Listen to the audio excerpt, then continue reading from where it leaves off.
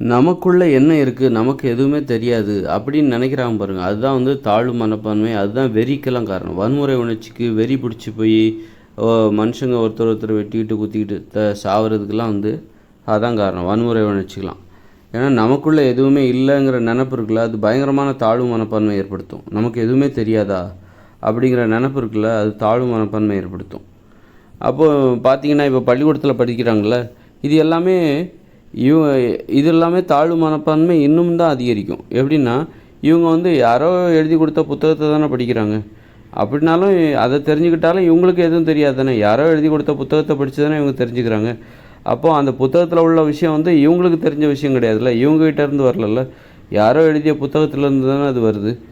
அப்போவும் அவங்களுக்கு வந்து எனக்கு எதுவும் தெரியாது, நான் அந்த புத்தகத்தை படிச்சிருக்கேன், அவரோட புத்தகத்தெல்லாம் படிச்சிருக்கேன், நான் பிஏ படிச்சிருக்கேன், வெளியிலேருந்து தான் எனக்குள்ள அறிவு என்பது வெளியிலேருந்து தான் வருது, எனக்குள்ளேருந்து அது வரல அப்படிங்கிற தாழ்வு மனப்பான்மை இருக்குல்ல. அப்போ எனக்கு எதுவுமே தெரியாதா, எனக்குள்ளேருந்து எதுவுமே வராதா, அறிவுங்கிறது என்கிட்ட இல்லையா, அது வெளியிலேருந்து தான் இருக்குதா, வெளியில் புத்தகத்தில் தான் இருக்குதா, அல்ல வேறு யார்கிட்டையோ ஓரிருவரிடம் தான் இது இருக்கிறதா அறிவு, என்கிட்டேருந்து அது வரலையா அப்படிங்கிற அந்த நினப்பு இருக்குல்ல, என்கிட்ட அறிவே இல்லையா, எனக்கு எதுவுமே தெரியாதா, அதுதான் தாழ்வு மனப்பான்மை. அந்த பள்ளிக்கூடங்கிறது என்னென்னா அந்த தாழ்வு மனப்பான்மையை இன்னும் வந்து அங்கீகரிக்குது, தாழ்வு மனப்பான்மையை இன்னும் வந்து வேறு மாதிரி மாற்றுது. எப்படின்னா, நீ அங்கே போனாலும் உனக்கு எதுவும் தெரியாது, நீ பள்ளிக்கூடத்துக்கு போனாலும் நீ எல்லாம் உனக்கு எதுவும் தெரிஞ்சு அப்படி கிடையாது, உனக்கு எதுவுமே தெரியாதுப்பா, நீ பள்ளிக்கூடத்துக்கு போ, அப்போவும் உனக்கு எதுவுமே தெரியாது. ஏன்னா உனக்கு சொல்லிக் கொடுக்கப்படுவது எல்லாமே உனக்கு தெரியாத இன்னொருவர் யாரோ ஒருத்தர் வந்து புத்தகமாக போட்டிருப்பாங்க, அதைத்தான் உனக்கு கற்றுக் கொடுக்க போகிறாங்க. அதனால் அப்போவும் நீ வந்து உனக்கு எதுவும் தெரியாது, மற்றவங்களுக்கு தான் தெரியும். மற்றவங்களுக்கு தெரிஞ்ச விஷயத்த அவங்க புத்தகமாக போட்டிருப்பாங்க, அதை கற்றுக் கொடுக்குறதுக்கு ஒரு ஆசிரியர் இருப்பாங்க, அதை நீ தெரிஞ்சுக்கோ. இப்போ நீ அதை நல்லா படித்தா கூட, புத்தகத்தை நீ பள்ளிக்கூடத்தில் நல்லா படித்தா கூட உனக்கு தெரிஞ்சது வந்து உனக்குள்ளேருந்து வரல, உனக்கு தெரிந்தது என்பது உனக்குள் இருந்து வரவில்லை, அது வெளியிலிருந்து வந்தது. வெளியில் ஒரு புத்தகத்திலேருந்து யாரோ ஒருத்தர் உனக்கு கற்பித்தார்கள், அது உனக்குள் இருந்து வரவில்லை. அப்போ இன்னும் தாழ்வு மனப்பான்மை. இப்போ கூட உனக்கு எதுவுமே தெரியாது, யாரோ ஒருத்தர் உனக்கு சொல்லி கொடுத்துருக்காங்க அப்படிங்கிற அந்த எண்ணம் தான் உனக்குள்ளே இருக்கிறது. இன்னும் தாழ்வு மனப்பான்மை அதிக தான் படுத்தும். யாரையோ நீ உயர்வாக நினைப்ப, ஒன்றை நீ தாழ்வாக தான் நினைப்ப. புரியுதா?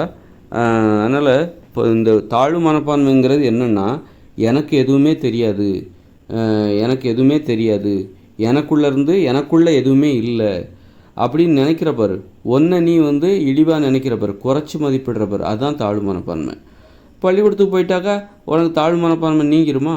அப்போவும் உனக்குள்ளேருந்து எதுவுமே வரலப்பா, வெளியிலேருந்து யாரோ ஒரு எழுதிய புத்தகத்தை உனக்கு கற்றுக் கொடுக்குறாங்க, வெளியிலேருந்து தான் உனக்குள்ளே போதே தவிர உனக்குள்ளே இருந்து வெளியில் வரணும், உனக்குள் இருந்து வெளியில் வரணும். இப்போ நான் வந்து இவ்வளோ நாள் பேசிகிட்டு இருக்கேன், நான் பேச எனக்கு வாய்ப்பு கொடுத்துருந்தா சின்ன வயசுலேருந்தே நான் பேசியிருப்பேன். அதாவது பேச வாய்ப்பு இல்லை, நானே ஏற்படுத்தியிருக்கணும் வாய்ப்பு. சரியான வழியில் வந்தால் நான் சின்ன வயசுலேருந்தே பேசியிருப்பேன்.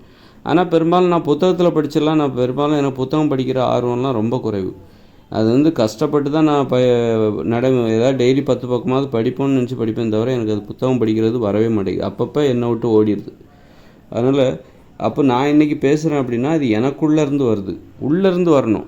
அதனால் நான் புத்தகம் படித்து அதை நான் உங்ககிட்ட பேசிகிட்டு இருக்கேன். அந்தளவுக்கு புத்தகமே இல்லாத காலகட்டங்களில் மக்கள் எப்படி பேசுனாங்க, அப்போவும் அறிவுடையவர்களாக தான் இருந்தாங்க. நம்ம பேசுகிற தமிழ் மொழியெல்லாம் அவங்க தான் கண்டுபிடிச்சாங்க. புத்தகமே இல்லாத காலங்களில், ஓலைச்சுவடிகளே இல்லாத காலகட்டம் கூட இருந்திருக்கும், அப்போவும் மக்கள் பேசிகிட்டு தான் இருந்தாங்க. ஓலைச்சுவடி இருக்கிற காலத்தில் வந்து கட்டுரையெல்லாம் புத்தகமெல்லாம் ஓலைச்சுவடியில் எழுத முடியும். ஓலைச்சுவடியில் கவிதை வேணால் எழுதலாம், கட்டுரையெல்லாம் ஓலைச்சுவடியில் எழுத முடியாது. அதனால் இன்றைக்கி தான் புத்தகத்தில் கட்டுரையெல்லாம் எழுதுகிறாங்க. அப்படி இருக்கும்போது வெளியிலேருந்து அந்த புத்தகம் என்பது வெளியிலிருந்து உனக்குள் திணிக்கப்படுகிறது, உனக்குள் புகுத்தப்படுகிறது. உனக்குள்ளே ஒன்றுமே இல்லை அப்படின்னு சொல்கிறதுக்காக தான் இந்த புத்தகமே உனக்கு ரொம்ப பயன்படுது. அதனால் உனக்கு புத்தகம்லாம் படித்தா புத்தகத்தில் உள்ள விஷயந்தான் நீ தெரிஞ்சுக்கிட்ட, நீயா சுயமாக சிந்திக்கவே இல்லை, எப்போ பார்த்தாலும் நீ புத்தகத்தில் தான் எல்லாமே இருக்குதுன்னு நினச்சிக்கிட்டு படித்தேன்னு வச்சுக்கேன், அப்போது உனக்கு இன்னும் வந்து தாழ்வு மனப்பான்மை அதிகமாகத்தான் செய்யும். தாழ்வு மனப்பான்மை அதிகமான என்னாகும், அல்லது இழிவு மனப்பான்மை, அது உண்மையிலே தாழ்வு மனப்பான்மை கிடையாது. உயர்வும் தாழ்வும் இயற்கையானது. உன்னை நீ தாழ்வாக நினைக்கணும், உன்னை விட உயர்ந்தவரிடம் உன்னை நீ தாழ்வாக நினைக்கணும், உன்னை விட தாழ்ந்தவரிடம் உன்னை நீ உயர்வாக நினைக்கணும். உயர்வு தாழ்வு என்பதால் பணிவு என்று அர்த்தம், உயர்வு என்றால் மதிப்பு என்று பொருள். இழிவு மனப்பான்மை, அதை வந்து இழிவு மனப்பான்மை என்று தான் சொல்ல வேண்டும். உனக்குள்ளேருந்து எதுவுமே வரல, உனக்குள்ளே எதுவுமே இல்லை, உனக்குள்ள ஒரு விஷயமுமே இல்லை அப்படின்னு நீ நினைக்கிறல்ல, அது ஒன்றையே நீ இழிவாக நினைக்கிற. ஒவ்வொருத்தருக்குள்ளேயும் எல்லாமே இருக்குது. அதனால் அறிவுங்கிறது வந்து உனக்குள்ளே இருந்து வரணும். நீ பேசுகிற விஷயம் அது உனக்கு சொந்தமானதாக இருக்க வேண்டும். அதான் யாரோ அவர் இப்படி சொன்னார், இன்றைக்கி 2000 வருஷமாக நம்ம திருவள்ளுவரே சொல்லிக்கிட்டு இருக்கோம் பாருங்கள். அப்போது வந்து உனக்குள்ளே இருந்து வரணும். அறிவுங்கிறது வந்து உனக்குள்ளே இருந்து வரணும். அப்படின்னு இந்த உலகத்தில் ஒவ்வொருவரிடமிருந்தும் அவர்களுக்குள் இருந்து வரணும். அந்த மாதிரி அறிவு வந்துச்சுன்னா இந்த உலகத்தில் எந்த பிரச்சனையுமே கிடையாது. அதாவது எனக்குள்ளே எதுவுமே இல்லை, வெளியிலேருந்து தான் எனக்கு வருது, வெளியில் இருக்கிறது தான் எனக்குள்ளே எதுவுமே கிடையாது, மதிப்பு வாய்ந்த அறிவு என்பது வெளியில் தான் இருக்கிறது அப்படின்னு நினச்சிக்கிட்டு தான் இவங்க என்ன பண்ணுறாங்க, வெளியில் உள்ள விஷயங்களை போய் தேடிக்கிட்டு அலைஞ்சிக்கிட்டு இருக்காங்க. ஒரு மதத்தை பாதுகாக்கிறார்கள். அந்த மத நூல்களை வந்து ஆன்னு வாயை பொழந்துட்டு படிக்கிறாங்க. பைபிளை போய் என்னம்மா சொல்லியிருக்காரியா ஏசுநாதர் அப்படின்னு, குர்ஆனை போய் அப்படி என்னம்மா சொல்லியிருக்காரு முகமது நபிகள் நாயகம் அப்படின்னு சொல்லி, அது ஒரு பகவத்கீதையா வெளியிலேருந்து தான் வருது, உனக்குள்ளே இருக்குது. உனக்குள்ளே ஒரு பெரிய உனக்குள்ளே மிகப்பெரிய புதையலே இருக்குது, அறிவு புதையலே இருக்குது. அதை பார்க்க விடாமல் சின்ன வயசுலேயே திருப்பி விட்டாங்க. அங்கே தான் இருக்குது, இங்கே இல்லை அப்படின்ட்டாங்க. உனக்குள்ளே இல்லை, உனக்குள்ளே ஒன்றுமே கிடையாது, நீ ஒரு வெத்து வேட்டு, நீ ஒரு வேஸ்ட்டு, உனக்குள்ள அறிவு எதுவுமே கிடையாது, நீ சுயமாக சிந்திக்காத, வெளியில் தான் இருக்குது, புத்தகத்தில் தான் இருக்குது, யாராவது ஒருத்தர் சொல்லணும், அந்த புத்தகத்தில் இருக்குது, இந்த புத்தகத்தில் இருக்குது, உனக்குள்ளே எதுவுமே கிடையாது அப்படின்னு திருப்பி விட்டாங்க.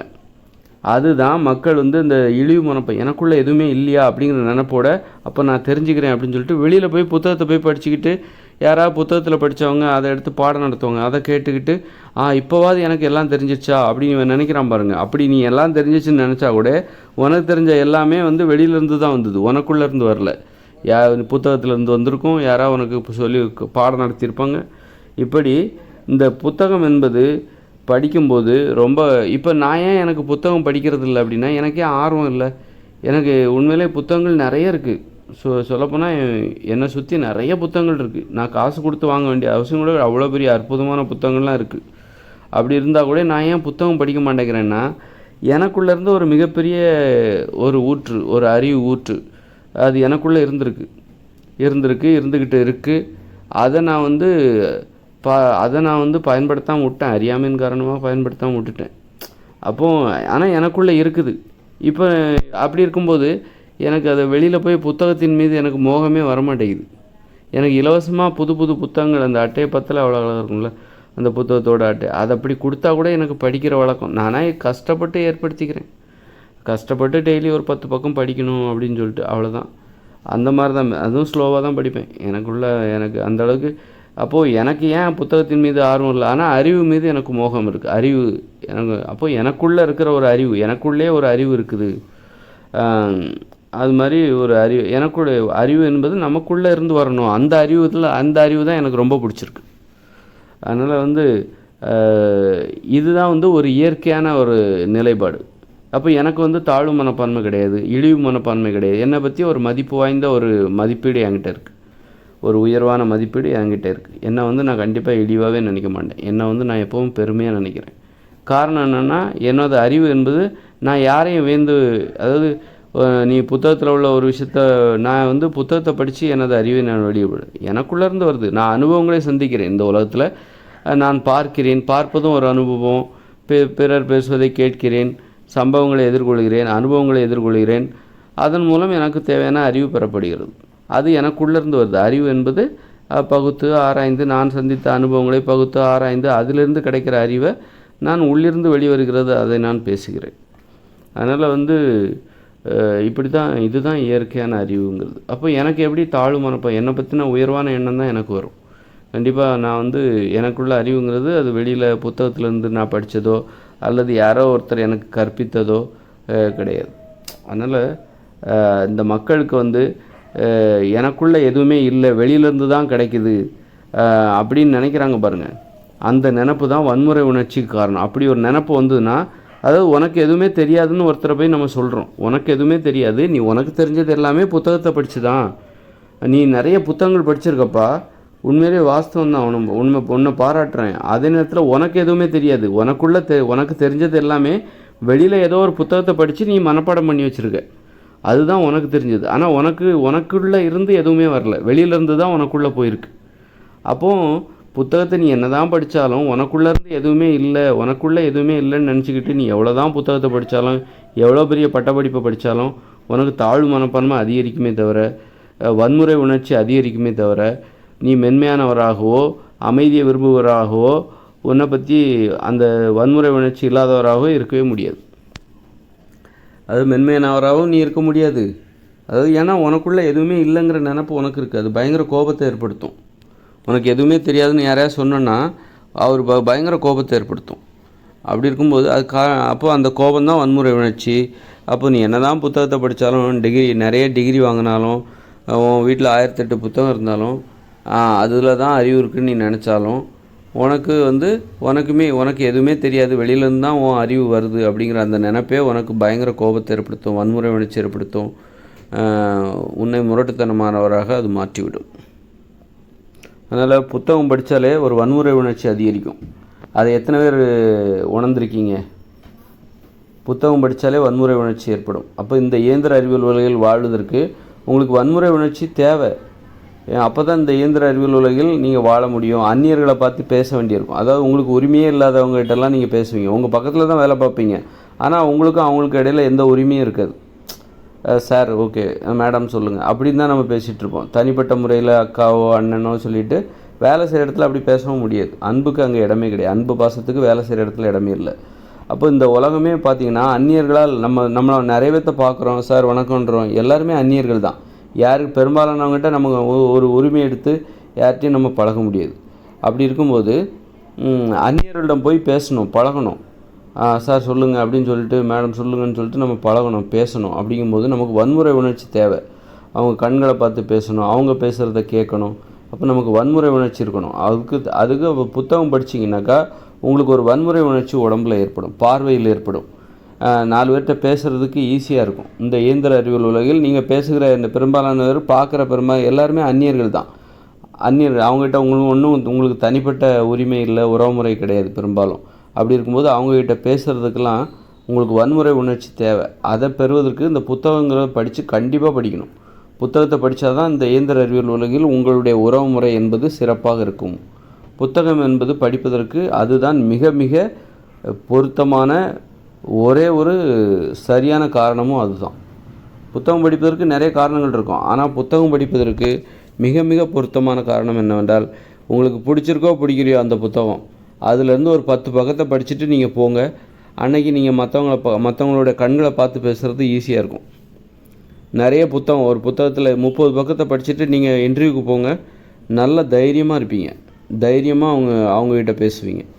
காரணம் என்னென்னா, அந்த புத்தகத்தில் உள்ள விஷயம் கிடையாது. அந்த புத்தகத்தை வாசிச்சிங்க பார்த்தீங்களா, அதில் உள்ள விஷயத்தை புரிஞ்சிக்க முயற்சி பண்ணிங்கள்ல, அப்போவே உங்களுக்கு ஒரு வன்முறை உணர்ச்சி ஏற்படும். ஏதோ புத்தகத்தில் தான் விஷயம் இருக்குது, உங்கள்கிட்ட இல்லை அப்படிங்கிற அந்த கோபம், அதனால் ஏற்படுகிற ஒரு கோபம், அதை ஏற்படுத்திக்கிட்டால் உங்களுக்கு ஒரு வன்முறை உணர்ச்சி வந்துடும். இந்த மாதிரி உளவியல் மாற்றங்கள் அந்த புத்தகங்கள் படிப்பதால் ஏற்படுகிறது. இந்த இயந்திர அறிவியல் உலகில் வாழ்வதற்கு தேவையான வன்முறை உணர்ச்சியை அது உங்களுக்கு தருகிறது. இன்னும் சொல்லப்போனால், நீங்கள் புத்தகத்தை தினமும் வாசிக்கிறீங்க அப்படின்னா உடம்புல வன்முறை உணர்ச்சி ஏற்பட்டால் உடம்புல நோய் வரும்னு நான் ஏற்கனவே சொல்லியிருக்கேன். உடம்புல நோய் வருவதற்கு வன்முறை உணர்ச்சிகள் தான் காரணம், குற்ற உணர்ச்சிகள் தான் காரணம். காரணம் என்னவென்றால், வன்முறை உணர்ச்சிகளை, குற்ற உணர்ச்சிகளை நமது உடல் நாடி நரம்புகள் தாங்கிக் கொள்ளாது.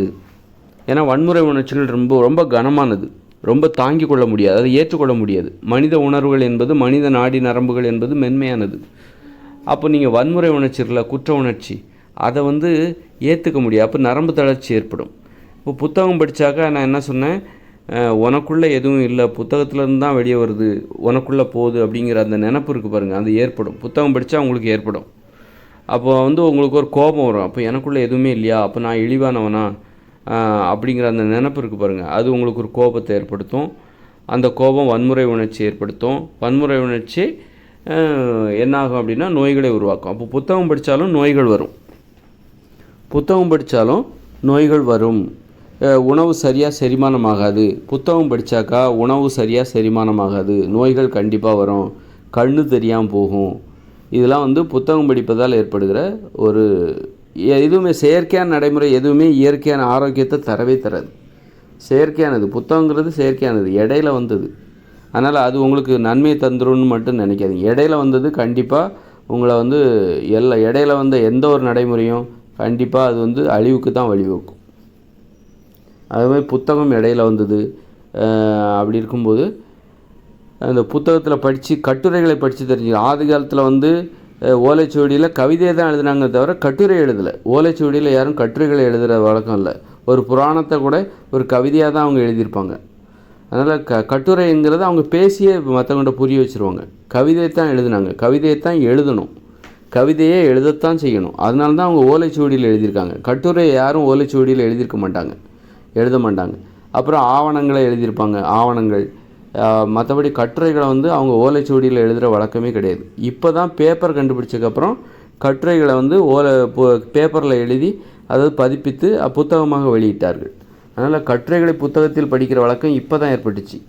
அந்த காலத்துலலாம் வந்து பேசிக்கிட்டாங்க. அதாவது அவங்களுக்கு தெரிஞ்ச விஷயத்த அவங்க பேசிக்கிட்டாங்க. புத்தகங்கள் கண்டுபிடிக்கப்படாத, காகிதங்கள் கண்டுபிடிக்கப்படாத காலங்களில் மக்கள் வந்து தங்களுக்கு தெரிஞ்ச விஷயத்த மக்கள்கிட்ட பேசிக்கிட்டாங்க.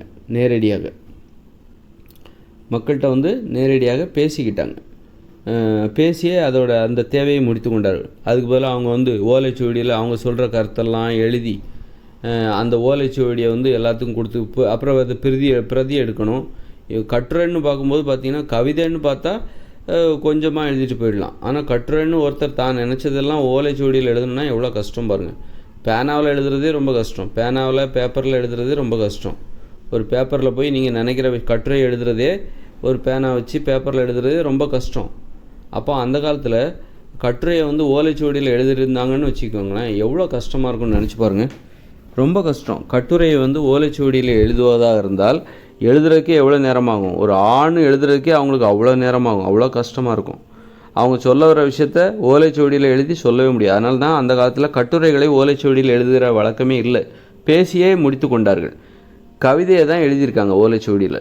கவிதை மூலமாக கதைகளை சொல்லியிருக்காங்க, புராணங்களை சொல்லியிருக்காங்க, கருத்துக்களை சொல்லியிருக்காங்க கவிதை மூலமாக. கவிதையை எழுதத்தான் செய்யணும். கவிதைன்னா அது எழுதணும், எழுதுனா தான் அது கவிதை.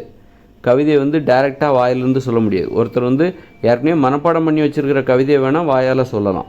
மற்றபடி இதுவரைக்கும் எழுதப்படாத ஒரு கவிதையை புதுசாக அந்த நேரத்தில் வாயால் சொல்ல முடியாது. எழுதப்படாத கவிதையை வாயால் சொல்ல முடியாது. அதனால் கவிதைக்குன்னா அது எழுதணும். அதனால் அந்த காலத்தில் கவிதையை தான் எழுதியிருக்காங்க, அதில் அவங்க கரெக்டாக இருந்திருக்காங்க. இந்த காலத்தில் கட்டுரையவே எழுதுகிறாங்க. இது தப்பு. கட்டுரைன்னா அது பேசணும். கட்டு அப்படின்னா சொல்லுன்னு அர்த்தம். கதை கட்டுறான்னு சொல்லுவாங்கள்ல, கதை கட்டுறான் அப்படின்னு சொல்லுவாங்க. அது மாதிரி கட்டுன்னா சொல்லு, உரைன்னா என்னது, உரைக்கிற மாதிரி சொல்லு. உரைன்னா சொல்லுன்னு அர்த்தம். உரைனாலும் சொல்லுன்னு அர்த்தம். கட்டு நல்ல கட்டு கதை, கட்டு அப்படிங்கிறது வந்து சொல்லு, அது மாதிரி தான் வரும்னு நினைக்கிறேன். உரை அப்படின்னா உரை, சொல்லு, புரிய வை, நல்லா உரைக்கிற மாதிரி சொல்லுன்றவங்கள புரிய வை அப்படிங்கிறது தான். அதனால் கட்டுரை எழுதுகிற வழக்கங்கிறது பேனா கண்டுபிடிக்கப்பட்டதாலும் காகிதங்கள் கண்டுபிடிக்கப்பட்டதால் தான் ஏற்பட்டுச்சே தவிர அந்த காலத்தில் கட்டுரை எழுதுகிற வழக்கம் இல்லை. கட்டுரையை பேசி தான் வந்திருக்காங்க. அப்போது அப்படின்னா அந்த காலத்தில் புத்தகம் படிக்கிற வழக்கம் இன்றைக்கி இருக்குல்ல. இன்றைக்கி புத்தகம் படிங்கிறாங்கல்ல. பள்ளிக்கூடத்துலேயும் புத்தகம் படிக்கிறாங்க, லைப்ரரி, பெரிய பெரிய ஆட்கள் எல்லாம் புத்தகம் படிக்கிறாங்களா. அது இந்த காலத்தில் சொல்லப்படுகிற ஒரு அறிவுரை. இந்த காலத்தில் கடந்த காலங்களில் இந்த மாதிரி அறிவுரைலாம் யாருக்குமே சொல்லியிருக்க மாட்டாங்க. எப்போ காகிதங்கள் கண்டுபிடிக்கப்படாத காலங்களில், பேனா கண்டுபிடிக்கப்படாத காலங்களில் படின்னு யாருமே சொல்ல மாட்டாங்க. கவிதையை தான் வாசிச்சிருப்பாங்க. மற்றபடி நீ புத்தகம் படித்தாதான் உனக்கு அறிவு வரும் அப்படின்னு இன்றைக்கி சொல்கிறாங்களா. அதே மாதிரி அந்த காலத்தில் நீ ஓலைச்சுவடி படித்தாதான் உனக்கு அறிவு வரும்னு யாருமே சொல்ல மாட்டாங்க. ஏன்னா ஓலைச்சுவடியில் அவங்கள கட்டுரை எழுதுகிற வழக்கம் கடந்த காலங்களில் இல்லவே இல்லை. அப்போது படிங்கிற அந்த இது இருக்குல்ல, அதுவே வந்து இப்போ தான் ஏற்பட்டது. குருகுல கல்வி அப்படின்னா அவங்க வந்து என்ன வச்சுருப்பாங்க, ஏதாவது சும்மா பேருக்கு ஏதாவது ஓலைச்சுவடியில் கவிதைகள், புராணங்களை எழுதி வச்சுக்கிட்டு புராணங்களை கவிதைகளாக எழுதி அதை வந்து கற்பிப்பது, அப்புறம் அவங்களுக்கு தெரிஞ்ச சொந்த கருத்துக்களை ஏதாவது சொல்கிறது, அந்த மாதிரி நடைமுறை குருகுல கல்வியில் இருந்திருக்கலாம். அப்போ அந்த காலத்தில் வந்து கடந்த காலங்களில் வந்து ஒரு 200 காகிதங்கள் கண்டுபிடிக்கப்படாத காலங்களில், புத்தகங்கள் பதிப்பிக்கப்படாத காலங்களில் இந்த மாதிரி நிறைய புத்தகத்தை படி அல்லது ஓலைச்சுவடி படி, அப்போ தான் உனக்கு அறிவு வரும் அப்படின்லாம் யாருமே சொல்லியிருக்க மாட்டாங்க. ஏன்னா கட்டுரைகளை ஓலைச்சுவடியில் எழுதவும் முடியாது. ஒருத்தர் நினைக்கிற விஷயத்தெல்லாம் கட்டுரைகளாக ஓலைச்சுவடியில் எழுதுறது ரொம்ப கஷ்டம், கை வலிக்கும், அது ரொம்ப கஷ்டம். ஓலைச்சுவடியும் ரொம்ப சின்னது தான். அதனால் இன்றைக்கி இவ்வளோ பேப்பர் இருக்குது, பெரிய நோட் இருக்குது, எழுதி பாருங்கள். அப்போ தெரியும். நீங்கள் நினைக்கிறதெல்லாம் எழுதணுன்னா உங்களால் முடியவே முடியாது. அவ்வளோ கஷ்டமாக இருக்கும். நீங்கள் நிறைய நினைப்பீங்க, ஆனால் நீங்கள் நினைக்கிறதெல்லாம் எழுதவே முடியாது. நீங்கள் வந்து 10 பக்கம் தான் உங்களால் எழுத முடியும். ஆனால் நீங்கள் சொல்ல நினைக்கிறது வந்து கண்டிப்பாக 100 பக்கம் இருக்கும். 90 பக்கத்தை உங்களால் எழுதவே முடியாது. 10 பக்கம் தான் எழுத முடியும். அதனால் அந்த காலத்து படிங்கிறது இன்றைக்கி புத்தகத்தில் நீங்கள் படிங்க, அவ்வளோ கஷ்டப்பட்டு தான் புத்தகம்லாம் எழுதுகிறாங்க. அதைத்தான் படிங்கிறாங்க. புத்தகம் படித்த அறிவு வளரணும், அதைத்தான் சொல்கிறாங்க. ஆனால் அந்த காலத்தில் அவங்க சொல்லலை. ஒரு காகிதம் கண்டுபிடிக்கப்படாத காலத்தில் படின்னு அவங்க சொல்லவே இல்லை. பள்ளிக்கூடம் அதனால தான் அந்த காலத்தில் ஏன் இல்லைன்னா, அந்த காலத்தில் பள்ளிக்கூடம் இருப்பதற்கு வாய்ப்புகள் இல்லை அப்படிங்கிறது தான். எப்படி நீங்கள் காகிதங்கள் கிடையாது அந்த காலத்தில், காகிதங்கள் கண்டுபிடிக்கப்படாத இடங்களில் காகிதங்கள் கிடையாது, பேனா கிடையாது. பள்ளிக்கூடத்துக்கு கூப்பிட்டு வந்து நீங்கள் என்னத்தை சொல்லிக் கொடுப்பீங்க? புத்தகமும் இல்லை, பேனாவும் இல்லை அப்படின்னா, பேனா இல்லாமல் புத்தகம் இல்லாமல் பள்ளிக்கூடத்துக்கு வந்தாங்கன்னா அவங்களுக்கு நீங்கள் என்னத்தை சொல்லிக் கொடுப்பீங்க? அந்த காலத்தில் பேனா கிடையாது, புத்தகங்கள் கிடையாது, காகிதம் கிடையாது. ஒரு ஓலைச்சுவடியை மட்டும் வச்சுக்கிட்டு அவங்களுக்கு பள்ளிக்கூடங்கிற ஒரு கருத்தை, ஒரு அமைப்பை, ஒரு கட்டமைப்பை ஏற்படுத்தி அவங்களுக்கு நீங்கள் என்ன கற்றுக் கொடுத்துட போகிறீங்க? அதனால தான் அந்த காலத்தில் வந்து அந்த கால நடைமுறையில் வாழ்க்கையில் நீங்கள் நான் சொல்ல வர விஷயத்தில் ஒன்றை புரிஞ்சுக்கணும். புத்தகங்கிறது இன்றைக்கி நம்ம படின்றவங்கள நீ படித்தாதான் நீ முன்னுக்கு வருவேன்னு சொல்கிறோம்ல, அது இப்போ ஏற்பட்ட கருத்து. இப்போ 50 வருஷமாக ஏற்பட்ட கருத்து. 50 வருஷத்துக்கு முன்னாடி தான் பள்ளிக்கூடங்களே பரவலாக கட்ட ஆரம்பித்தாங்க. அதுக்கு முன்னாடியே இருந்துச்சு, ஆனால் யாரோ கொஞ்சம் பேர் படிச்சுட்டு இருந்தாங்க. பெரும்பாலான மக்கள் இப்போ தான் படிக்கிறாங்க பள்ளிக்கூடத்தில். அந்த படித்தாதான் நீ நல்லா இருப்ப அப்படின்னு சொல்கிறாங்கல்ல, அது இப்போ ஏற்பட்ட கருத்து. அது இந்த காகிதத்தால் ஏற்பட்ட கருத்து. காகிதம் கண்டுபிடிச்ச உடனே ஒவ்வொருத்தர் தான் சொல்ல விரும்புகிற கருத்துக்களை காகிதத்தில் எழுதி புத்தகமாக வெளியிட்டார்கள். ஏன்னா இந்த மற்றவங்ககிட்ட நேரடியாக ஒருத்தர் வந்து தனது கருத்துக்களை மற்றவங்ககிட்ட பேசும்போது எத்தனை பேர்கிட்ட பேச முடியும்? ஒருத்தர்கிட்ட தான் பேச முடியும். 2 பேர், 4-5 பேர், 5 பேர்கிட்ட பேசுவார். ஆனால் அவருடைய கருத்து ஆயிரக்கணக்கான பேருக்கு போய் சேரணும், லட்சம் பேருக்கு, கோடி பேருக்கு போய் சேரணும்னா அதுக்கு ஒரே வழி புத்தகம்தான். நீங்கள் வந்து நேரடியாக பேசி மைக்கில் பேசினா கூட அது ஒரு 100-1000 பேர்த்துக்கு தான் போய் சேரும் அந்த காலத்துலலாம். அப்போது மக்களுக்கு அந்த காலத்தில் வந்து மக்களுக்கு போய் சேரணும் ஒருத்தருடைய கருத்து. உதாரணத்துக்கு பெரியாருடைய கருத்து ஒரு நிறைய பேர், லட்சம் பேருக்கு போய் சேரணும், கோடிக்கணக்கான பேருக்கு போய் சேரணும் அப்படின்னா அதுக்கு வந்து அவர் போய் நேரில் போய் பேசினார்னா எத்தனை பேர்கிட்ட பேசுவார்? இல்லை மேடையில் பேசினார்னா எத்தனை பேர்கிட்ட பேசுவார்? ஒரு 100 பேர்கிட்ட பேசுவாரா? 1000 பேர்கிட்ட பேசுவாரா? நேரில் போய் பேசினார்னா, நேருக்கு நேராக பேசினார்னா 5 பேர்கிட்ட 10 பேர்கிட்ட பேசுவார். அதே புத்தகம் போட்டாக்கா அது லட்சக்கணக்கான பேருக்கு போய் சேரும். சௌகரியமாக வீட்டிலே உட்காந்து தெரிஞ்சுக்கலாம். அவர் என்ன சொல்ல விரும்புகிறாருங்கிறத நம்ம வீட்டிலே உட்காந்து தெரிஞ்சுக்கலாம்.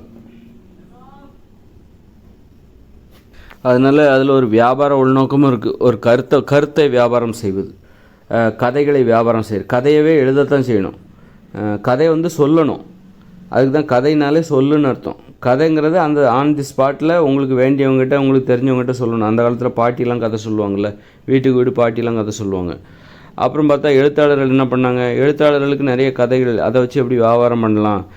நேரடியாக சொன்னால் 4-5 பேர்கிட்ட தான் சொல்ல முடியும். அதனால் அவங்களுக்கு என்ன பணமாக கிடைக்க போகுது? அதே புத்தகமாக போட்டு விற்றாக்கா 2 லட்சம் 3 லட்சம் காப்பி விற்கும். அதில் அவருக்கு நல்ல வருமானம் கிடைக்கும். கதையை வியாபாரமாக மாற்றுறக்காக கதையை எழுத ஆரம்பித்தாங்க. கட்டுரையை வியாபாரமாக மாற்றுறக்க, கட்டுரைன்னா சொல்லணும், கதைன்னா சொல்லணும், கவிதையை தான் எழுதணும். அப்போ அப்படி இருக்கும்போது கட்டுரையை வந்து என்ன, அதாவது பிறரிடம் நேரடியாக பேச வேண்டிய விஷயத்த இவங்க எழுதி புத்தகமாக விற்கும்போது அவங்க நிறைய பணம் கிடச்சிது. அப்போது கட்டுரையை புத்தகமாக எழுதுகிற ஒரு செயற்கையான நடைமுறை. அது மாதிரி கதையை எழுதி புத்தகமாக விடுறது பாருங்கள், அது ஒரு செயற்கையான நடைமுறை. இயற்கையான கதைன்னா சொல்லணும், அதான் இயற்கை நடைமுறை. இப்படி பணத்தை சம்பாதிப்பதற்காக இந்த மாதிரி செயற்கையான நடைமுறைகளை உருவாக்கினார்கள். இந்த காகிதம் என்கிற அந்த கண்டுபிடிப்பு செயற்கையான நடைமுறைகள் உருவாக காரணமாக இருந்தது. மனுஷங்கிட்ட பேசுவது குறைந்து போனது. அதுக்கு காரணமே என்னென்னா இந்த காகிதம் தான் காரணம். மனுஷங்கிட்ட பேசாமல் ஒரு எழுத்தாளருங்கிறவர், ஒரு எழுத்தாளரோ ஒரு அறிஞரோ மக்கள்கிட்ட நேரடியாக பேசணுங்கிற எண்ணம் அவருக்கு குறைஞ்சி போய் புத்தகமாக எழுதி பல பேருக்கு கொடுத்தாக்கா பல பேர்கிட்ட நம்முடைய கருத்து போய் சேரும். அதனால நிறைய பணம் சம்பாதிக்கலாம் அப்படிங்கிற அந்த எண்ணம் உருவாக இந்த என்கிற கண்டுபிடிப்பு காரணமாக இருக்கிறது. அதனால் மக்கள் ஒருவருக்கொருவர் பேசிக்கொள்ளாமல் ஒரு விஷயத்தை தெரிஞ்சுக்கணுன்னா மற்றவங்கள்ட்ட போய் பேசணுங்கிற அவசியம் இல்லை. நிறைய புத்தகத்தை படித்தாலே போதும். நிறைய எதுக்கு மற்றவங்கள்ட்ட பேசுகிறதே நேரத்தை வீணடிக்கிற வேலை. போய் புத்தகத்தை படி அப்படின்னு சொல்லிட்டு மற்றவங்க அதாவது பேசிக்கொள்வதற்கு எதிரான ஒரு விஷயந்தான் இந்த புத்தகம். புத்தகம் என்பது மனுஷங்க ஒருத்தர்கிட்ட பேசிக்கிறத வந்து தடை செய்கிற ஒரு ஊடகம், ஒரு கருவி. அதனால் ஒருத்தர் நீ எதுக்கு புத்தகத்தை போய் படி, அறிவு வளர்க்கணும்னா புத்தகத்தை படி. மக்கள்கிட்ட பேசுகிறதுனால உனக்கு ஒன்றும் தெரிய போகிறதில்ல, நேரடியாக பேசுகிறதுனால உனக்கு ஒன்றும் இல்லை, புத்தகத்தை படின்னு தான் சொல்கிறாங்க. எல்லாமே வியாபாரிகளோட அந்த மூளை செலவை. வியாபாரிகள் அப்படி ஒரு கருத்தை பரப்பி வச்சுருக்காங்க. உண்மையிலே அறிவு வளரணுன்னா நல்லா நிறைய பேர்ட்ட நேரடியாக பேசணும். அதுதான் ரொம்ப கஷ்டமான விஷயம். புத்தகம் படிக்கிறத விட ரொம்ப கஷ்டம் நேரடியாக பேசுகிறது. மனுஷங்க கண்களை பார்த்து பேசணும், அவங்க கண்களை பார்த்து அவங்க பேசுகிறத கேட்கணும். அதுதான் ரொம்ப கஷ்டம். புத்தகம் படிக்கிறதெல்லாம் வந்து அதில் என்ன இருக்குது, அது வெறும் தனித்தவில் மாதிரி தான். அது தனியாக உட்காந்துட்டு தனிநபர் முயற்சி. ஆனால் பிறரிடம் பேசுவது, பிறர் பேசுவதை கேட்பது என்பது வந்து ரொம்ப அறிவுபூர்வமான அணுகுமுறை. அதுதான் வந்து நிலைக்கும். அதுதான் ரொம்ப கஷ்டம். அதுதான் எளிதும் கூட, அதுதான் கஷ்டமும் கூட, அதுதான் நிரந்தரமானதும் கூட, அதுதான் இயற்கையானதும் கூட. புத்தகம் படிக்கிறது அதெல்லாம் புத்தகத்தை படித்து ஒன்று மனுஷங்க உதவியோட, நேரடி உதவியோடு தான் எதையுமே தெரிஞ்சுக்கணும். மனுஷங்க உதவி இல்லாமல் எதையுமே நீ தெரிஞ்சுக்கூடாது, எதையுமே நீ கற்றுக்கூடாது. அதுவும் நேரடியாக உனக்கு உதவி செய்யணும். புத்தகங்கிறது அதையும் மனுஷங்க தான் எழுதுகிறாங்க. ஆனால் அது வந்து எழுதிட்டு கொடுத்துட்டு போயிடுறாருல. அப்புறம் நீ தனியாக உட்காந்து படுத்துக்கிட்டு படிப்ப, தூங்கிக்கிட்டு படிப்ப, என்ன வேணாலும் படிப்ப. ஆனால் ஒருத்தர் பேசும்போது, இப்போ ஒரு பெரியவர் வந்து ஒரு பெரிய அறிஞர் வந்து ஒரு உங்ககிட்ட பேசுனாருன்னா நீங்கள் என்ன பண்ணுவீங்க? அவர்கிட்ட பணிவாக நடந்துப்பீங்க, பணிவாக அவர் பேசுகிறத கேட்பீங்க. அதே அவர் ஒரு புத்தகமாக எழுதி அவர் சொல்ல நினைக்கிற புத்தகத்தை, அவர் கருத்துக்களை புத்தகமாக எழுதி உங்கள் கையில் கொடுத்தாருன்னா நீங்கள் அதை எப்படி படிப்பீங்க? படுத்துக்கிட்டு படிப்பீங்க, புரண்டுக்கிட்டு படிப்பீங்க, தலைகளை வச்சுக்கிட்டு படிப்பீங்க, காலுக்கு மேலே கால் போட்டு படிப்பீங்க, தெனாவட்டா படிப்பீங்க. அப்போது ஒருத்தர்கிட்ட நேரில் போய் ஒருத்தர் பேசுகிறத கேட்கும்போது அதில் வந்து நல்ல பண்புகளை கற்றுக்கொள்கிறோம், நல்ல பண்புகளை நம்ம கற்றுக்குறோம். அவர்கிட்ட வந்து ஒழுங்காக பணிவாக இருந்தால் தான் அவர் பேசுகிறத நம்ம கேட்க முடியும். பணிவு இல்லாமல் இருந்தால் அவர் நம்மகிட்ட பேச மாட்டார். ஆனால் அதே நபர் ஒரு புத்தகமாக எழுதி அவர் சொல்ல விரும்புகிற கருத்துக்களை புத்தகமாக எழுதி நம்மகிட்ட கொடுக்கும்போது நாம் என்ன பண்ணுவோம்? பாத்ரூமில் போய் படிப்போம் அந்த புத்தகத்தை. அப்புறம் வந்து பாத்ரூமில் போய் டாய்லெட்டில் போய் உட்காந்துக்கிட்டே இந்த வெஸ்டர்ன் டாய்லெட், சிட்டிங் டாய்லெட்டில் போய் உட்காந்துக்கிட்டு புத்தகம் படிப்போம். அப்புறம் வந்து காலுக்கு மேலே கால் போட்டு படுத்துக்கிட்டே படிப்போம், ஒரு மாதிரி படிச்சுப்போம். அந்த மாதிரி பணிவே இருக்குது.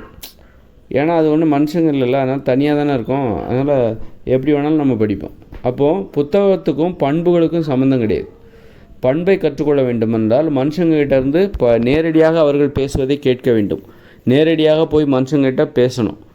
நேரடி தொடர்பின் மூலமாக தான் உனக்கு பண்பு என்பது கற்றுக் கொடுக்கப்படும். புத்தகத்தின் மூலமாக உனக்கு பண்பெல்லாம் வந்து வராது. எவ்வளோ தான் புத்தகத்தை படித்தாலும் உனக்கு பண்பு என்பது கண்டிப்பாக வராது. பண்புகளை பற்றி புத்தகம் மூலமாக தெரிஞ்சுக்கலாம். ஆனால் அந்த பண்புகள் உனக்கு சொந்தமாகணும், நீ கற்றுக்கணுன்னா மனுஷங்கிட்ட போனால் தான் கற்றுக்கணும். நேரடியாக தொடர்பு கொண்டு மனுஷங்கிட்ட பண்புகளை கற்றுக்கொள்ள வேண்டுமென்றால் மனுஷங்கிட்ட போய் நேரடியாக பேசி அவங்க பேசுகிறத கேட்கணும். அப்போ தான் நீ பண்புகளை கற்றுக்கொள்ளவும் முடியும். உன்னை விட சிறியவர்கள் நீ பேசுகிறத கேட்கும்போது அவங்களுக்கு பண்புகளை கற்றுக் கொடுக்கவும் முடியும். அதனால் பண்புகளை கற்றுக்கொள்வதற்கும் புத்தகத்துக்கும் சம்மந்தம் கிடையாது. நேரடியாக போய் மனுஷங்கிட்ட போய் நம்ம பேசணும், பேசுவதை கேட்கணும். அப்போது நீங்கள் அவங்க பெரியவங்க பேசும்போது அதுக்கு தகுந்த மாதிரி அன்பு பாசம்லாம் அதிகம். மனுஷ உறவுமுறை மனுஷங்கிட்டேருந்து நேரடியாக தெரிஞ்சுக்கும் போது அவங்க மேலே உங்களுக்கு ஒரு பாசம் வரும், அன்பு வரும். அது மாதிரி அன்பு, பண்பு, பாசம், ஒழுக்கம் எல்லாமே வந்து நேரடியாக ஒருத்தர்கிட்ட பேசும்போது தான் அவனுக்கு அதிகரிக்குமே தவிர புத்தகம் படிச்சுட்டாக்கா அவனுக்கு எல்லாம் வந்துடும்னு நினச்சிடக்கூடாது. அதே நேரத்தில் இந்த உலகத்தில் நீ இந்த இயந்திர அறிவியல் உலகில் புத்தகத்தை முற்றிலும் புறக்கணித்து விடக்கூடாது. புத்தகமும் படிக்கணும், மனுஷங்கிட்ட போய் நேரடியாக பேசவும் செய்யணும், அவங்க பேசுகிறத கேட்கவும் செய்யணும். இந்த ரெண்டுமே 50% நீ பேசணும், பேசுவதை கேட்கணும். நேரடியாக மனுஷங்கிட்ட பழகணும், பேசணும், பிறர் பேசுவதை கேட்கணும், அவங்கள அன்பு செலுத்தணும். இப்படி அறிவு என்பது நேரடியாகவும் அதே நேரத்தில் புத்தகத்தையும் நீ வந்து ஒரு தொடர்பில் இருக்கணும். புத்தகத்தையும் படிக்கணும், புத்தகம் எழுதணும். இப்படி ஒரு 50% நடைமுறை இருக்குது. புத்தகம் எழுதணும், அப்புறம் புத்தகத்தை படிக்கணும், அப்புறம் மக்கள்கிட்ட போய் பேசணும், உங்களுக்கு தெரிஞ்சவங்ககிட்ட நேரடியாக போய் பேசணும், அவங்க பேசுகிறத கேட்கணும், மனுஷங்ககிட்ட பழகணும். புத்தகத்திட்ட பழகிறது ஒரு 50%. புத்தகத்தோடு உங்களுக்கு ஒரு பழக்கம், அதை எழுதுவதாக இருக்கட்டும், வாசிப்பதாக இருக்கும். வாசிப்பது, எழுதுவது, இதுதான் புத்தகத்தோடு உங்களுக்கு ஏற்படுகிற ஒரு பழக்கம். அப்புறம் புத்தகத்தை நேசிப்பது 50%. புத்தகத்தை நேசிப்பது 50%ன்னா இன்னொரு 50% மனுஷங்களையும் நீங்கள் நேசிக்கணும். மனுஷங்களை வந்து நேசிக்கணும். வெறுமனே நான் புத்தகத்தை மட்டும் தான் நேசிப்பேன், மனுஷங்களை நேசிக்க மாட்டேன், புத்தகம் தான் எனது உற்ற நண்பன் அப்படி சொல்லக்கூடாது. புத்தகமும் உங்களுக்கு நண்பர்களாக இருக்க வேண்டும், அப்புறம் வந்து மனுஷங்களும் உங்களுக்கு நண்பர்களாக இருக்க வேண்டும். அப்பொழுது தான் இந்த இயந்திர அறிவியல் உலகில் நீங்கள் ஒரு முழுமையானவராக நல்ல அறிவுடையவராக இருக்க முடியும். அதனால் புத்தகம் எழுதணும், புத்தகம் படிக்கணும், அப்புறம் மனுஷங்க பேசுகிறத கேட்கணும், நேரடியாக போய் கேட்கணும், நேரடியாக அவங்கக்கிட்ட போய் பேசணும், அப்புறம் அவங்கக்கிட்ட பழகணும். இதான் வந்து புத்தகத்திடம் பழகணும், அப்புறம் மனுஷங்கிட்டையும் பழகணும். இந்த 2 எல்லாமே இருந்தால் தான் அப்போ நீங்கள் உண்மையான நல்ல அறிவுடையவராக இருக்க முடியும். ஏன்னா நமக்குள்ள எல்லாமே நமக்கு தெரியும்னு நினச்சிடக்கூடாது. இந்த இயந்திர அறிவியல் உலகில் நமக்கு தெரியாத விஷயங்களும் இருக்கும். அதை நம்ம புத்தகத்தின் வாயிலாகவும் தெரிஞ்சுக்கணும், பிறர் பேசுவதை கேட்டும் தெரிஞ்சுக்கணும். அதனால் வந்து எனக்குள்ளே இருந்து தான் எல்லாமே வருது, புத்தகம் படித்தாக்கா எனக்குள்ளே எதுவுமே இல்லைங்கிற நினப்பு தான் எனக்கு அதிகமாகும். அப்போ அந்த நினப்பு நமக்கு தேவைப்படுது. எனக்குள்ளே எதுவுமே இல்லை, நான் ஒரு காலியானவன் அப்படிங்கிற நினப்பும் தேவைப்படுது. எனக்குள்ளேயும் நிறைய விஷயம் இருக்குது அப்படிங்கிற நினப்பும் தேவைப்படுது. புத்தகம் படிக்கும்போது உன்னை பற்றி ஒரு காலியான, நமக்கு எதுவுமே தெரியாதுங்கிற நினப்பு ஏற்படும். அதே புத்தகம் படிக்காமல் நீங்கள் உங்களுக்கு சுயமாக சிந்தித்ததை பேசும்போது உங்களுக்குள்ளேயும் நிறைய விஷயங்கள் இருக்கிற அந்த தன்னம்பிக்கை உங்களுக்கு ஏற்படும். புத்தகம் படிக்கும்போது எனக்குள்ளே எதுவுமே இல்லை, நான் ஒரு காலியாக இருக்கிறேன் அப்படிங்கிற தாழ்வு மனப்பான்மை ஏற்படும். புத்தகம் படிக்காமல் சுயமாக சிந்திப்பதை பற்றி பேசும்போது உங்களுக்குள்ளேயும் நிறைய விஷயம் இருக்குதுங்கிற அந்த தன்னம்பிக்கை ஏற்படும். எல்லாமே தேவை தான். அதனால் புத்தகம் படிக்கணும். இந்த இயந்திர அறிவியல் உலகில் புத்தகமும் படிக்கணும், பிறர் பேசுவதை கேட்கணும், நேரடியாக பிறரிடம் போய் நேரடியாக பேசணும். இது எல்லாமே தேவையாக இருக்குது. அதனால் புத்தகத்தெல்லாம் புறக்கணிச்சிட்டு இந்த இயந்திர அறிவியல் உலகில் வாழவே முடியாது.